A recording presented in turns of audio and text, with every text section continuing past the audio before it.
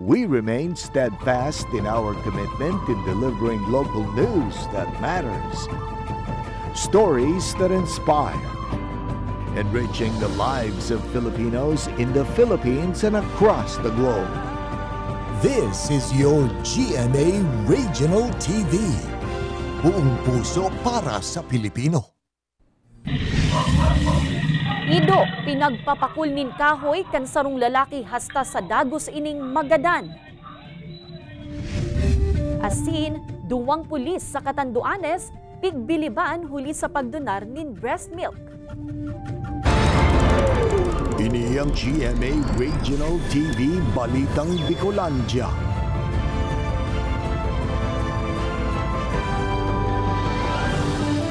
Diyos marahay na hapon mga kapuso, uni na ang Balitang Bicolandia. Hatud miyan pinakadarakula asin pinakabagong mga bareta sa Kabikolan. Kami ang tropa nin katotohanan, mahatud nin mga baretang mayong pigkikilingan, mayo nin pigpoprotehiran. Live, halidigdi sa GMA Complex sa Naga City, ako po si Kate Dalavieres. Gadan ang tulong empleyado kan DPWH Sorsogon District 1, mantang irido ang duwang iba pa, makaliis na makabangga ang piglulunada ni Dang Pickup sa kasabatan na dump truck sa Sitio Baribag, Barangay Bibingkahan East District, Sorsogon City, kasuudmang hapon, Marso 18. Basado sa investigasyon, mantang pigbabaybay kan pick-up ang kalabaan kan diversion road sa direksyon kan Barangay Kabidan, bigla ining napahalnas sa basa na tinampo pag-abot sa kurbadang porsyon, dangan nakabalyo sa ibong na linya kung saan kasabatan ang dump truck na pasiring sa direksyon kan Barangay Ginhalon. Huli sa aksidente na ipit ang mga sakay kan pick-up, natulos man na idinalagan sa ospital kan nagrespondeng Sorsogon DRRMO, alagad pigdeklarar na dead on arrival kan doktor ang tulos sa mga ini. Sa presente, nasa kustodiya na kan Sorsogon City Police Station ang driver kan truck para sa maninigong disposisyon. Nagahagad ngunya nin hustisya ang sarong fair parent sa Bato, Camarines Sur matapos nagadanon asin isako pa ang sa iyang atama na ido. Lalaking nasa likod kan karingisan sa ido may depensa sa nangyari. Ang detalye sa pagtutok ni Jessica Calino. Nagkausanin alarma sa social media ang CCTV footage na ini kung saan mahihiling ang sarong ido na pigahabol kan sarong lalaki. Pagsabat kan ido, sabay kaining pigrapas nin kahoy. Tanakas ako! Siyempre, nakasako na ta. Tinigbak na lang mo. Masiguro man kami. Tako na nga ni mga nababis. Grabe man. Ay, isahin po nagtigbak. Kami po. Isahin. Siyempre, ako. Takasudarwang.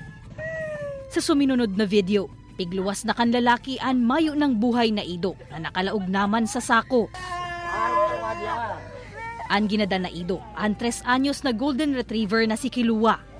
Ataman kan 22 anyos na si Vina kan Barangay Santa Cruz, Bato, Camarines Sur. Mga alas 6 po ng umaga, nagising po ako, wala po si Kilua sa tabi ko kasi po tabi po kaming natutulog niyan. So, bale mga around 6 a.m. po, hinahanap po namin siya, nag-ikot-ikot po kami ng bahay. Kaso, nakalock po yung gate namin. Kaya, imposible pong nakalabas si Kilua. Alagad sa CCTV footage kan Barangay Tres Reyes na yaon sa atubangan kan sa indang residensya. Mahihiling na pasado alas 5 nin aga kan magsakat si Kilua sa rooftop. Makalihis ang pirang minuto, dagos na ining luminokso. Kan mag-agi ang sarong residente. Bigla na sa naman ining pigdambahan kan ido asin sinakmal. Dumanadaan naghagad nin tabang ang babae ki alias Enteng na sarong tanod kan Barangay Tres Reyes. Yung aso, tumawid doon. Nung nakita kami, yung inaano ko yung matanda, bumalik. Talagang ako naman sinakmal. Buti na lang, dito lang yung tama ko. Dito sa paa. Tapos noon, yung pumasok yun doon sa tindahan namin. 2 nang nakagat eh. Yung matanda, ako, pati yung asawa ko, kakagatin pa. Kaya po nagawa ko yun. Pagdaong doon man ni Enteng, mayong katotoohan na may intensyon siyang katayon ang ido. Day niya man daaaram kung si Say ang nagsako kaini, tawinalat niya na sa gilid kan tinampo an mayo ng buhay na ido. Alagad sigun ki Vina, bakong rason na nakakagatan sa iyang ido para gadanon ini sa siring kabrutal na paagi. Ang mga imbueltong lado naghampang naman sa Barangay Tres Reyes, kaibana na ang sarong residente na kinagat kan ido. Biining complainant talagang desidido sampaning kaso. Pero kung talagang nangangagat na, kay puwan, dakupon muna to, ikulong para hanapon si may sadiri. Dahil paggadan, talagang agupong kita kan 85 an Animal Welfare Act. Susug sa Republic Act 8485 o an Animal Welfare Act of 1998, mahigot na pigbabawal an pang-aabuso o pagmaltrato, urog na an panggagadan nin domesticated animals, siring kan ido. Magiging penalty niya is 6 months to 1 year ang imprisonment, and meron siyang doon na parang fine or multa na 1,000 to 30,000. So yun na nga, tinignan ko na lang yung provision na yun. At yun ang pinag-aaralan namin ngayon, yung provision na yun sa Animal Welfare. Kaibanan si Jovel Obiso, Jessica Kalinog, Balitang Bicolandia. Good news sa mga konsumidor, nagbaba ang taripa sa kuryente kan Casureco 2 ngunya na bulanin Marso. Alagad mga konsumidor, mag-andaman po giraray subuot sa posibilidad na maglangkaw ang taripa kan kuryente sa bulanin Abril huli sa naglalangkaw man na demand ngunya na mainit ang panahon. Nakatutok live si Chris Novello. Chris?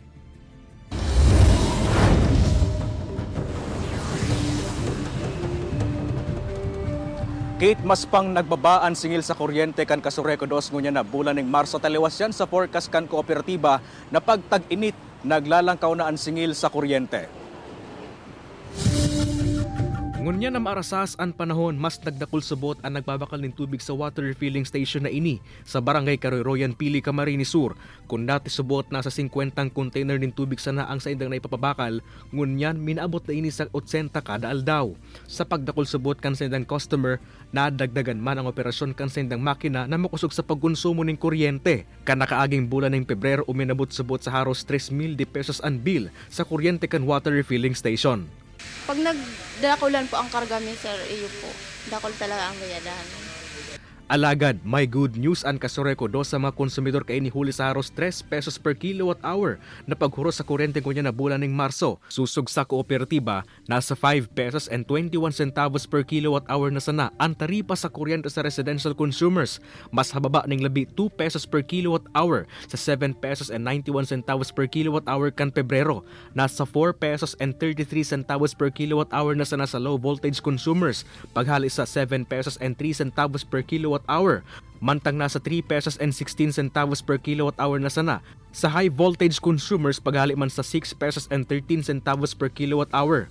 Ang hababang taripa sa kuryente ngunya na bulan, resulta subot kan hababang presyo kan kuryente na nabakal kan kooperatiba sa mga power distributor.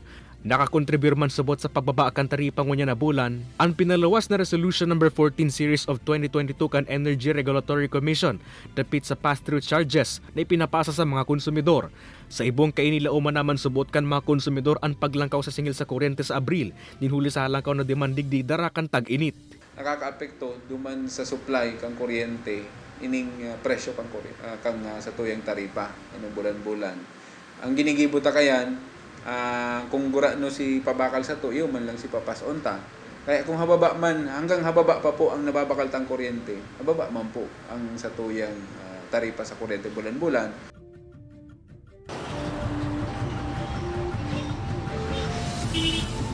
Kate, sa ngunyan, may mga aldaw subot na nagabot sa 80 to 100 megawatts ang peak demand sa kuryente ninhulian sa maarasahas na panahon. Masalang ko yan, Kate, sa average na 50 to 60 megawatts na in kaso magkasabay-sabay, posible man yan na magresulta sa pagnipis sa kuryente kan NGCP na pwede mang magresulta sa mga unannounced power interruption. Kate? Alright, Jos Mabalos, Chris. Sir, ano ang dipisil pugulan? Tungka o tukso? Para sa ko, disiplina yan sa diri. Para sa ang kayang pugulan. Antong ka, exercise ka nang wara na. Ang tukso, libang mo lang sa diri mo, wara na yan. Tukso, gayod, sa lalaki. Bakit? Madaling makuha ang lalaki. Gayod. Dipisil pugulan, tungka o tukso? Tungka po. Tungka. Pag tungka, pag pinugulan mo, garo kami pirming malulula. Makulog sa payo, asin, garo ka pirming mapapasok ka. Pero ang tukso, pwede mong pugulo niyan. Ini ang GMA Regional TV Balitang Bicolandia. Ini ang GMA Regional TV Balitang Bicolandia.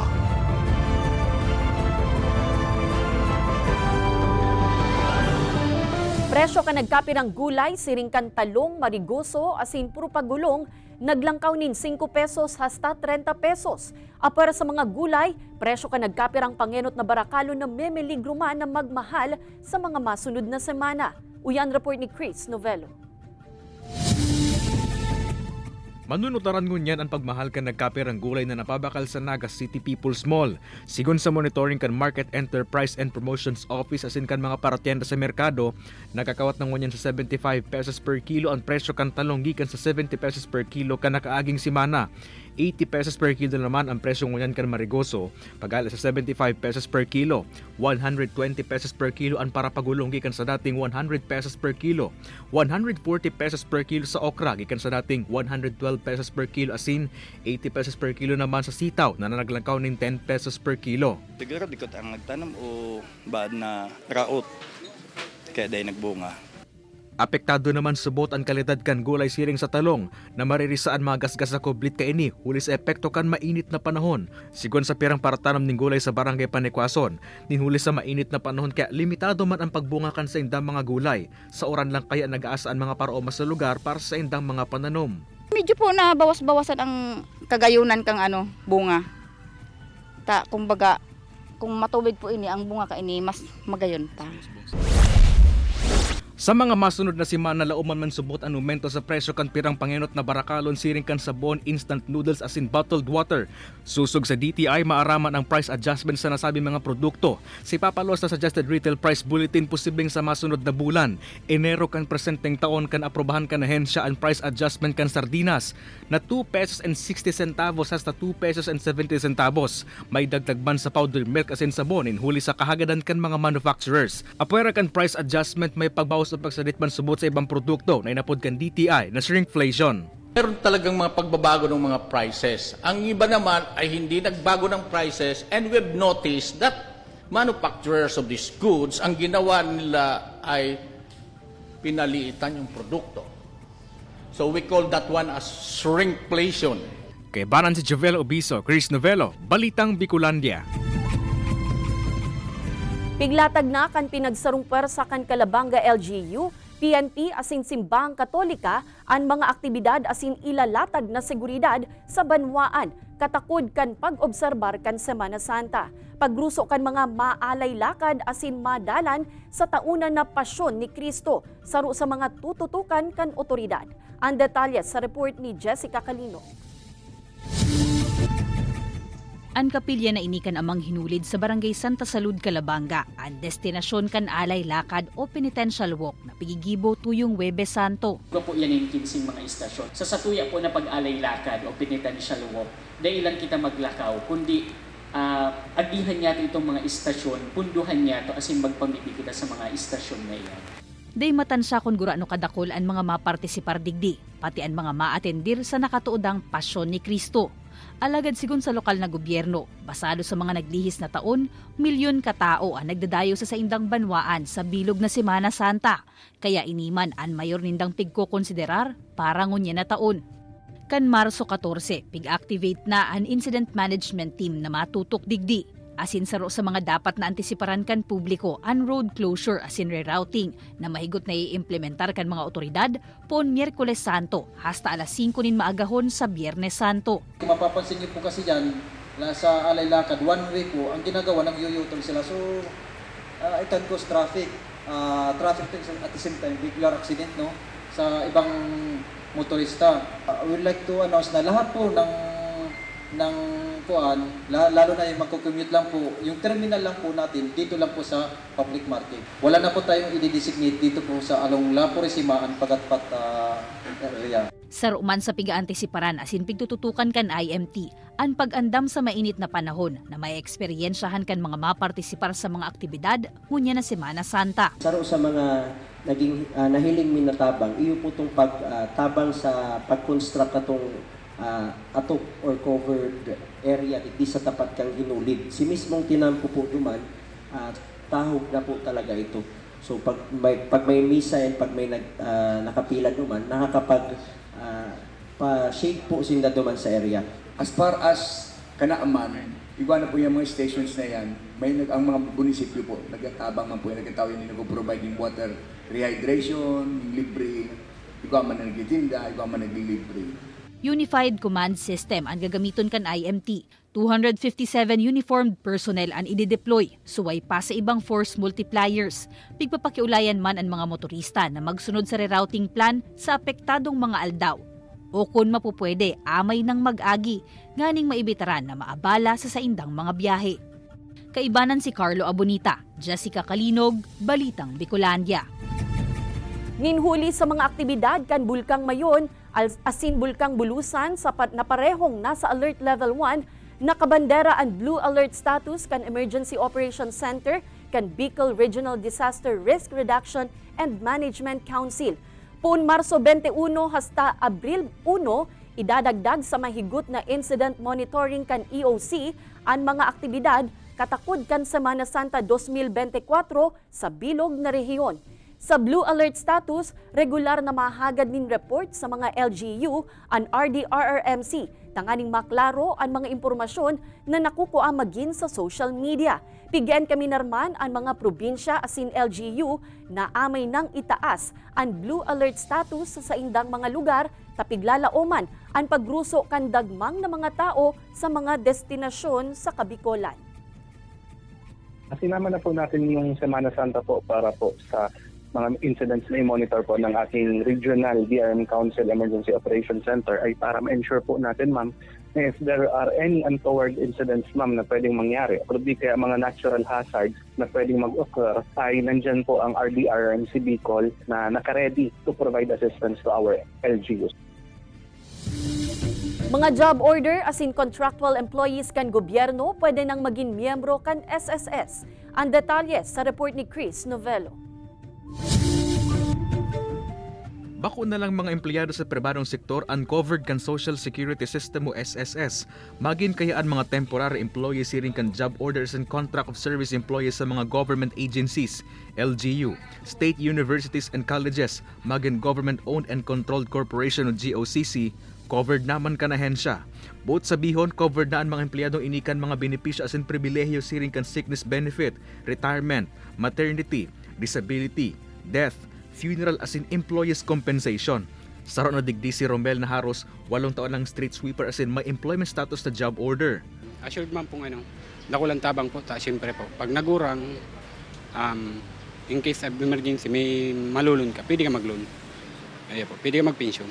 Sa paagi subot kan kasangga collect program kung sain, automatic ang covered na kan ahensya ang mga job order asin contract of service employees na tay covered kan GSIS. May memorandum of agreement sa pagultanan kan mga ahensya asin mga government offices. With existing MOA memorandum of agreement with the SSS po, ma-extend din ng Social Security Protection ang SSS duman sa mga job orders and contract of service employees na dai covered or bako sindang regular employees kaya dai sinda government covered kang GSIS. Automatic ang registered como self-employed members ang mga job orders and contract of service employees kung sain ang pagkakaiba kaini sa voluntary o self-employed members sa sweldo kan mga ini ikakaltas an sa indang kontribusyon. Sa kamarini sursusog sa ahensya, haros kabos na subot na LGUs and government offices ang maeksistido ng MOA. Mientras tanto, nagkondusir man kasuod man nin one-time registration sa CBD terminal ang ahensya para sa mga maut maging miyembro kan SSS. Kaibanan si Carlo Abonita asin Jovel Obiso, Chris Novello, Balitang Bicolandia. Sir, ano ang dipisil pugulan? Tungka o tukso? Antok po. Ano? Call center po. Siyempre, ang tukso, masakit na yan. Matukso ka baga sa iba. Siyempre, may agom kang tao. Siyempre, sa tungka na lang kita. Ay, ano sa kuya? Aning tukso? Kaya ko yan labanan. Tabay o sa kong matukso na, tamakanus naman kaya.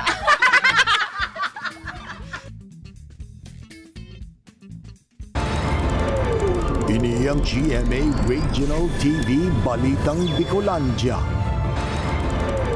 Ini ang GMA Regional TV Balitang Bicolandia.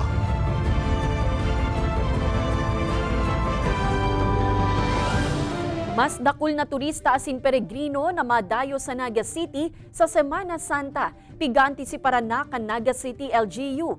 Man iba-ibang unit asin grupo na mataong asistensya sa mga madayo sa syudad nakantabay na. Uyan report ni Jessica Calinog.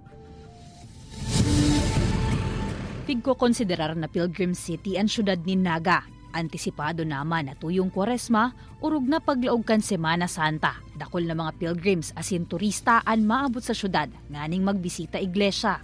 Kung maobserbahan po nindungon yan, perminang may mga bases sa mga simbahan. So nagpupuuna po ang pag-arabutan kang mga pilgrims. So lalo po ngunyan na nagbalik na kita sa normal situation. So mas lalo po. Apwera kan pagbisita kan pilgrims, pigaagihan man ang Naga City kan mga naglalakaw pasiring sa hinulid sa Banwaanin Calabanga tuyong Huwebes Santo. Saro man ini sa pigaan tabayanan magin kan kapulisan. May mga in-establish na ngayon pa lang na mga parang mini outpost o yung mga nakatent baga na may mga pulis. So strategically pinag-aralan din yan kung bakit nandyan sila. So most probably, yung mga palabas at papasok ng Naga ay boundaries, may naka-establish na po tayo. Nakalatag naman subuot ang puwersa kan Camarines Police Provincial Office como antisipasyon sa paabuto na Semana Santa. May mga nakaposte naman na Motorist Assistance Center sa Lambang Munisipyo sa Calabaan kan Maharlika Highway. Nandiyan na rin po yung ating mga dinadayo na lugar, katulad po dito sa Calabanga. Meron tayong tinatawag dyan na hinulid. Magdadagdag po tayo ng mga personnel dyan para ma-enhance po yung ating security. At the same time, may iwasan na rin yung mga pagkakagulo, maging systematic. Makalihis ang Holy Week, sunod na tututukan kan mga otoridad ang summer vacation kung sa Inmalan Sarman nin Oplan Ligtas Sumvac 2024. Mas pinahigot na checkpoint inspections asin Oplan Sita ang dapat na antisiparan digdi kan mga motorista. Kaibanan si Gerald Gandia, Jessica Calinog, Balitang Bicolandia. Sa mga nagpaplano dyan na magbakasyon ngunya na Semana Santa o kaya naman mauot na magpahingalo, maging alerto po kita sa pagplano kan sa tuyang bakasyon. Sigun kaya sa PNP, may mga naglalakop ngunya na travel scam na nambibiktima online. Papaano makalikay sa scam na yan asin maging stress-free ang bakasyon? Aramon ta sa report ni Chris Novello.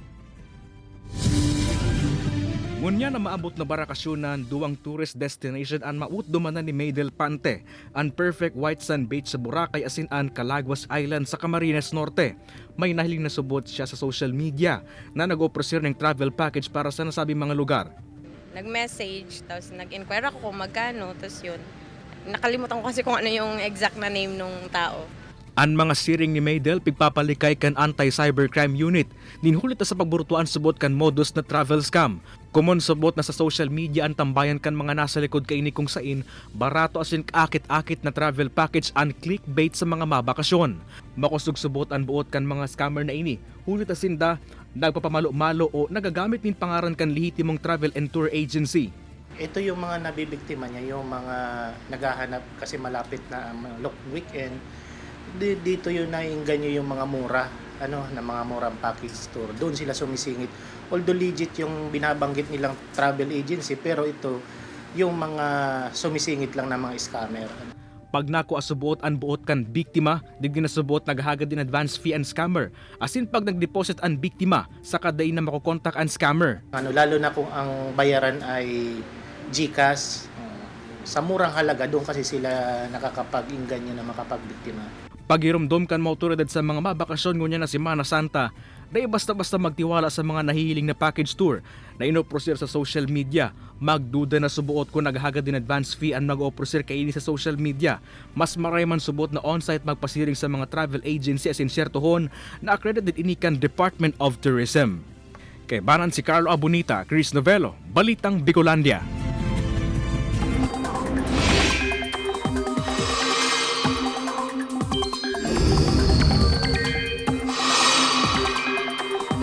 Mga kapuso, nagtitinir na maluya an amihan, kaya dakulang parte kan nasyon ang makakamate nin mainit na panahon. Huli iyan sa easterlies na padagos na naguhuyop sa haros bilog na nasyon. Alagad daw maarasahas, posible pa man giraray na mabilog ang mga panganuron pag-abot kan hapon o banggi, kaya mag-andam po kita sa localized thunderstorms. Basado sa datos kan Metro Weather, may tsansa nin pag-uuran sa pirang parte kan Camarines Provinces, Albay asin Masbate. Posible man ang uran sa iba pang parte kan Visayas asin Mindanao, alagad maluluya sana.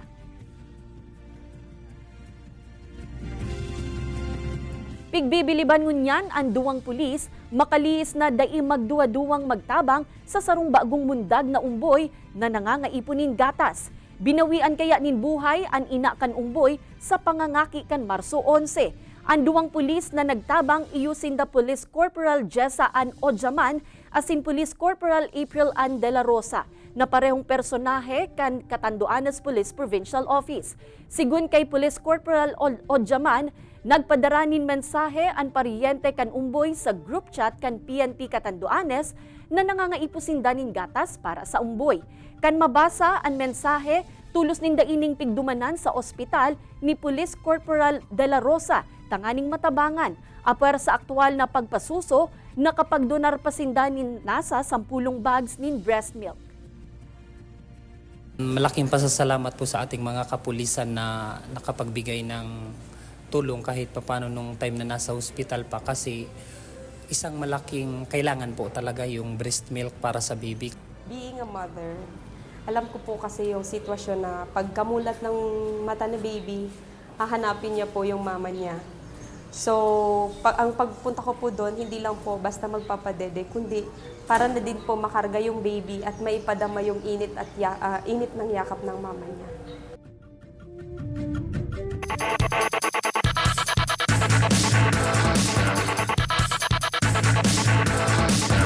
Letran Squires asin Perpetual Junior Altas, liwat na mahampangan sa aga para sa Game 2 kan Juniors Basketball Finals.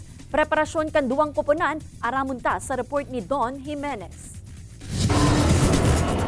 Pursigido makabawi ang Perpetual Junior Altas sa Finals Game 2 kan NCAA Season 99 Juniors Basketball Tournament, makalisin da daugon kan Letran Squires sa Finals Game 1 kung sa inagin dukot ang laban hasta sa halftime. Alagad na walat sindakan defending champion sa third quarter. Kulang po kami sa communication po talaga, so nagkanya-kanya po kami, so hindi po kami masyado nag-trust sa system. Lumabas po kami sa sistema namin, so babawi po kami next game and hopefully maayos po namin to sa ensayo. We just need to regroup lang. I believe that we just need to go back to our fundamentals. I believe the boys didn't play yung ano talaga kanina, but I believe that we'll just go back in the next game. Iniman ang enot na pagkakataon sa historya kan Perpetual Junior Altas na makalaog sa NCAA Finals. Mantang nagkakawat man ang Letran Squires para sa saindang pang-14 kampyonato. Sa ibong kainida man subot mapakampante ang Letran, dawa lamang nasinda sa best of 3 finals. Namin bonus na sa amin yung game code. Kailangan talaga namin paghandaan kasi yung Perpetual hindi kadali ibibigay sa amin. Expect yung Perpetual, meron pang mga gagawing different plays yan to counter us. So, yun lang. Paghahandaan lang namin yun. And we'll see on Wednesday. Sa Finals Game 2, ready na ang kupunan daraan sa indang motibasyon nganing manggana. Ang tabayanan ng Finals Game 2 kan NCAA Season 99 Juniors Basketball Championship nagigibuon sa Phil Oil Eco Oil Center sa San Juan City alas 2:30 nin hapon sa aga live sa GTV.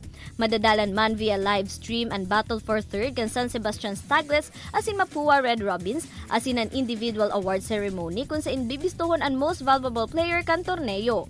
Ini si Don Jimenez, Balitang Bicolandia. Madadalan ang episode na ini asin iba pang pinakahuring lokal na bareta sa official website kan GMA Regional TV, www.gmaregionaltv.com. Pwede man kamong magbisita sa samuyang official YouTube channel, GMA Regional TV, asin i-click ang subscribe button para sa pinakamaiinit na bareta hale sa man iba-ibang rehiyon. Mabalo sa mga kapusong Bicolanong nagantabay, maging sa mga kapuso nyato abroad. Ninhulita sa GMA Regional TV, Local News Matters. Asin yan ang pinakadakula asin mainit na bareta sa Kabikolan.